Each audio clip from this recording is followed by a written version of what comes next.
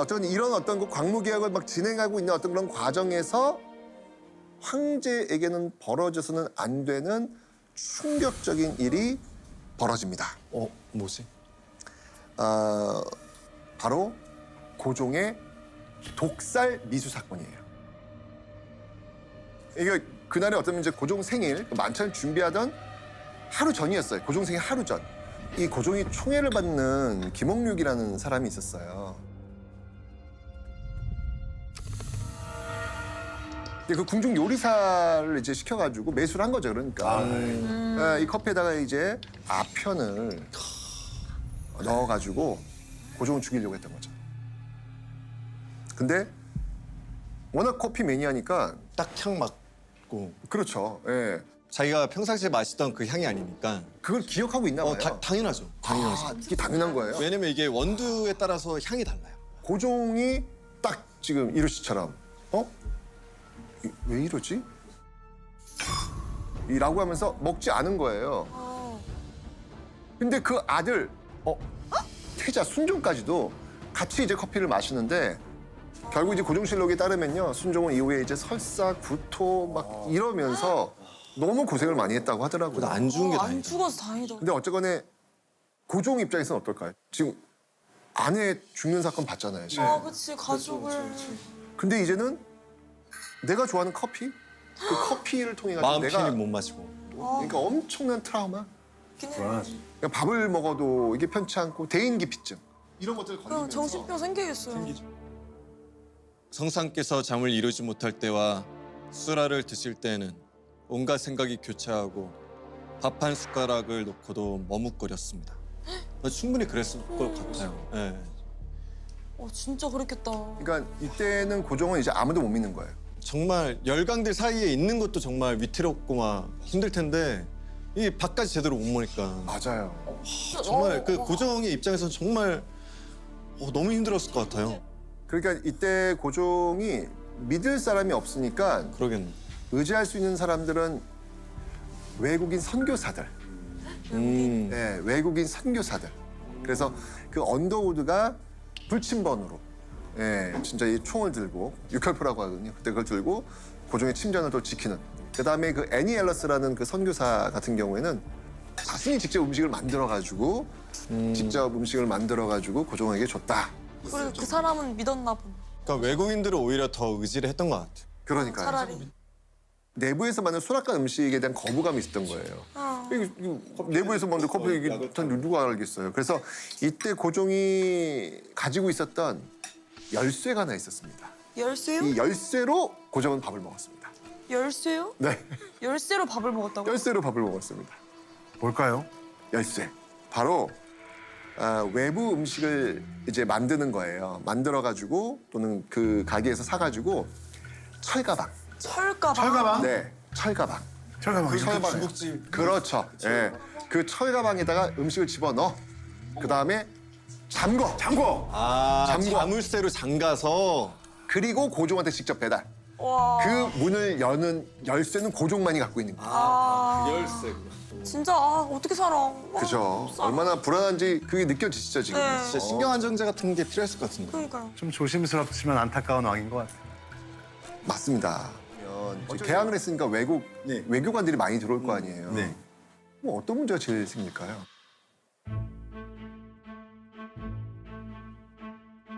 언어. 그치 다 한국말을 할 줄 모를 거 아니에요. 그냥 통역사를 무조건 붙였어야 되겠네. 그렇죠. 외국인들이 왔을 때 어떻게 이들을 접대해야 되는지 우린 모르잖아요. 아, 네. 그쵸, 그쵸. 이 문제를 근데 해결해 줄 사람이 있었어요. 이때. 바로 사교계의 꽃, 손탁이라는 인물입니다. 손탁. 손탑. 네, 손탁. 그래서 이 손탁은 이제 독일인입니다. 러시아 공사가 부임을 할 때 친척 관계로 해서 같이 왔던 그런 인물인데 당시 최고의 강대국 어디라 그랬죠, 제가? 러시아. 전 세계 러시아 그리고 영국. 영국. 러시아도 잘하고요, 영어도 잘하고요. 이야. 그리고 어디 나라 사람이라 그랬죠? 독일. 독일어도 잘하고요. 게다가 프랑스어도 잘합니다. 아, 프렌치까지. 그렇죠. 언어에 능통.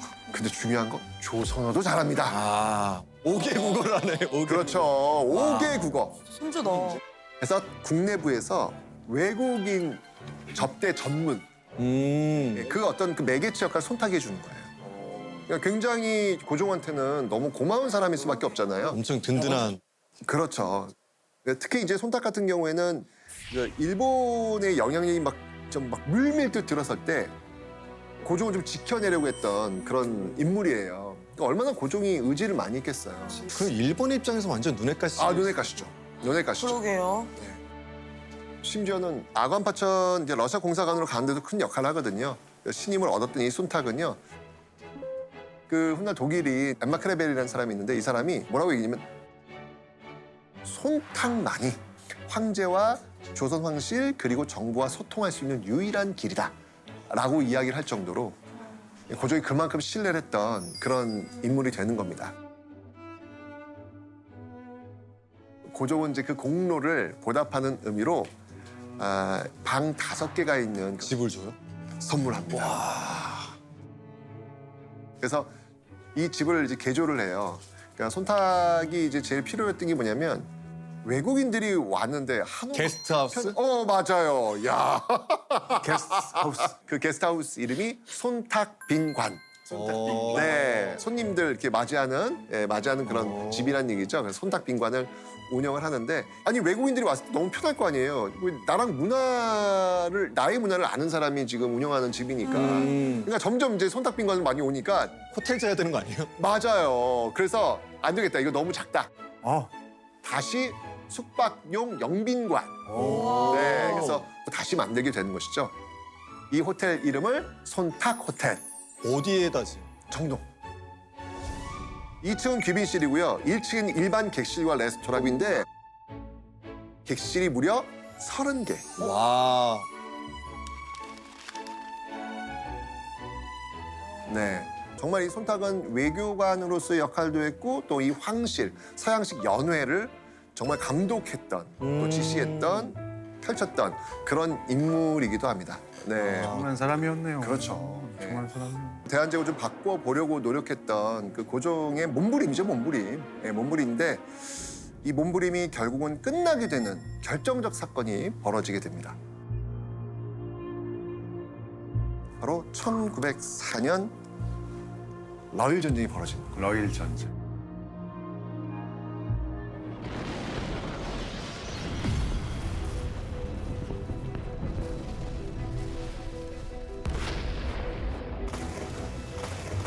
러일 전쟁이 벌어지는데 이때 고종이 상황이 좀 묘하게 돌아가는 거예요. 이러다가 우리 휘말리면 큰일 나겠다. 라는 판단에 우린 중립할 거야. 우린 러시아 편도 아니고 일본 편도 아니다. 라고 선언을 해요. 근데 중요한 건 뭐냐면 중립은 내가 중립할 거야 라고 해서 중립이 되는 게 아니에요. 그렇죠. 이게 역사에서 이게 주는 교훈입니다. 중립을 하려면 내가 중립을 지킬 수 있는 힘이 있어야 되는 거예요. 그렇죠. 그 힘 없으면요. 저거는 선언에 불과할 뿐인 거예요. 나는 때리지마밖에 안 되는 것 같아. 그렇죠. 예. 그치. 그런 과정 속에서 일본이 지금 이제 점령군 주둔지가 필요할 거 아니에요.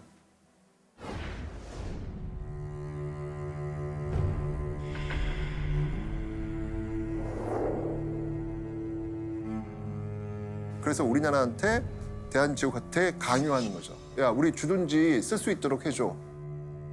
그래서 맺은 게 바로 한일의정서.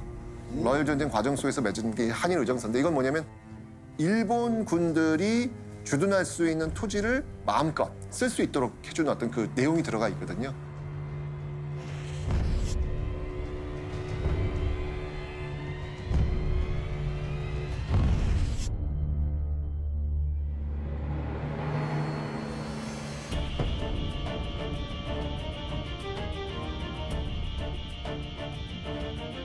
이 한일의정서를 체결하게 되면서 이제 내정 간섭이 이제 본격화되는 어떤 그런 모습으로 흘러가게 되는 것입니다. 그러는 과정에서 고종한테는 정말 또 한 번의 타격이 주어져요. 그게 뭐냐면 지금 고종이 있는 곳이 어디죠? 공간이? 덕성. 네, 경흥 덕송이잖아요. 덕수궁에 대화재가 발생합니다. 불이 나는. 네.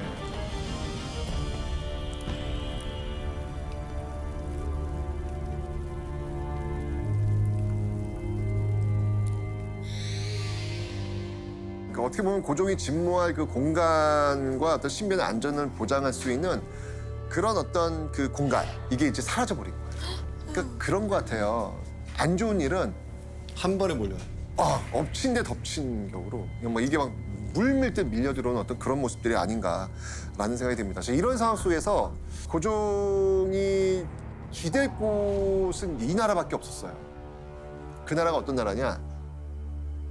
바로 미국이었습니다. 미국. 미국이었습니다. 뜬공포 등장. 그렇죠. 이게 왜 근데 미국이었냐면, 그러니까 사실 그 전에 이제 미국과 싸웠다 그랬잖아요. 싸우기만. 네, 신미양요 있었다 그랬잖아요. 그리고 나서 1882년에 조미소 통상조약이라는 걸 체결을 해요.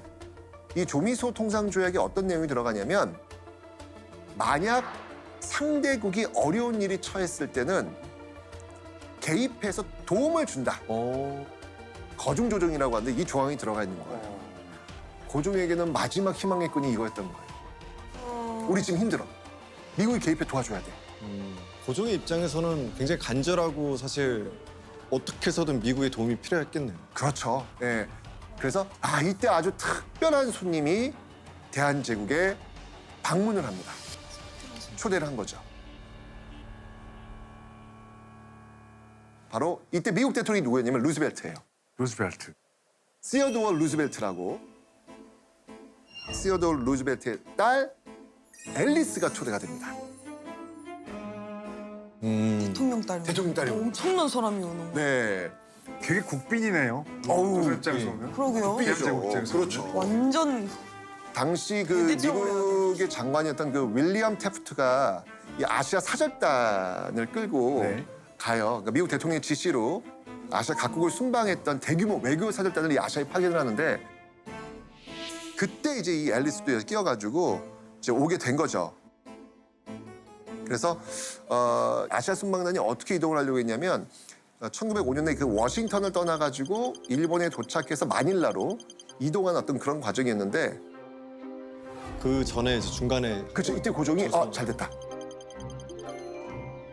미국이 이제 우리 조약을 맺었으니까 이 조약을 좀 이렇게 담보해 줄 수 있는 어떤 그런 내용들이 필요했던 거예요. 그래서 앨리스를 초청했던 겁니다. 앨리스와 한 20여인이 1905년 9월 19일 날 대한제국에 드디어 들어옵니다. 네. 지금 이제 인천 제물포에 도착했던 이 앨리스는요, 황제 전용 열차 경인선 개통됐으니까 어허. 예, 그걸 타고 딱 서울로 이동을 해가지고 미국 봉사관으로 바로 가죠.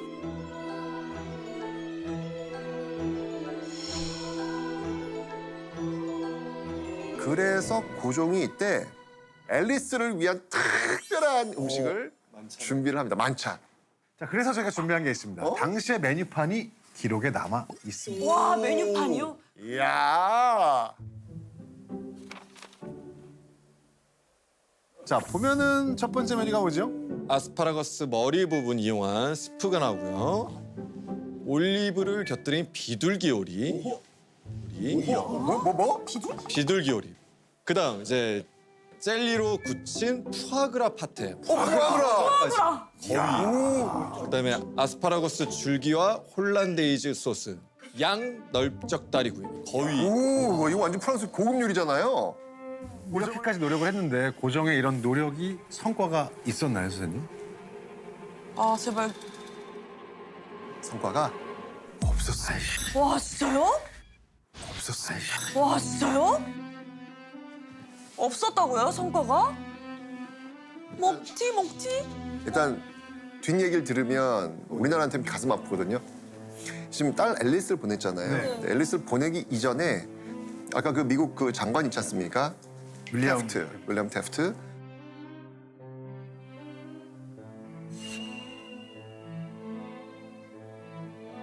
근데 이때 이제 윌리엄 태프트하고 일본 장관하고 밀약을 맺었어요. 그게 그 유명한 일본인 가스라, 미국인 태프트. 그래서 가스라 태프트 밀약이라는 겁니다. 이 가스트로테프트의 미락은 뭐냐면 미국 너희들은 필리핀 가져가. 일본이 돈 터치할게. 왜? 어, 일본 그럼 너는 한국 가져가. 미국이 돈 터치할게.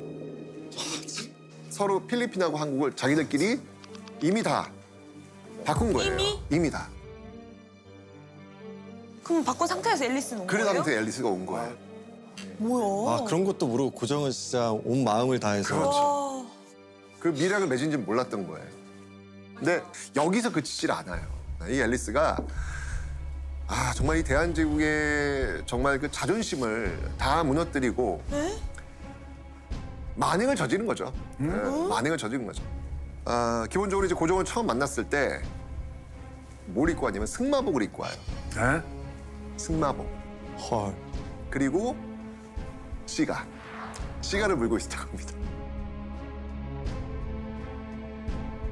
그러니까 추리 입고 나온 거네, 담배 물고. 네. 그렇죠. 그래도 황제인데. 황제인데. 심지어는 우리나라도 이제 외국 방문 오면 이제 현충원 가고 이제 그러잖아요. 그렇죠. 지금 우리 이제 외국에서 국빈이 왔으니까 명성황후 등을 간 거예요. 갔는데 거기 가면 이제 그 돌로 만든 말이 있습니다. 그 말 석상. 근데 그 석상 위에 올라가가지고 말 타는 어떤 그런 모습들도 보이고 있었죠. 어. 한숨밖에 안 나오네, 진짜. 완전 개념이 없네. 모르고 올라간 건지 아니면 조롱인 건지. 그런 거죠, 그냥 관심이 없는 거죠. 예. 사실 이제 외국에 오면은 그 나라의 어떤 문화라든지 풍습이라든지 이런 것들에 대해서 공부를 하고 오는 게 기본이잖아요.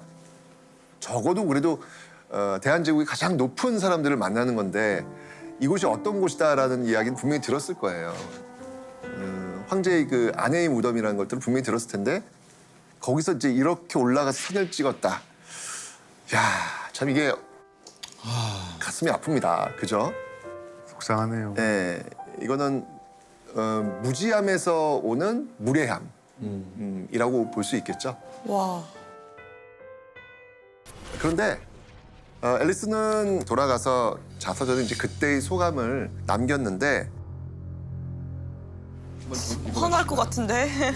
고서의 내용을 통해 가지고 한번 그 소감을 한번 들어보죠. 궁궐내 유럽식으로 꾸민 장소에서 점심을 먹었다.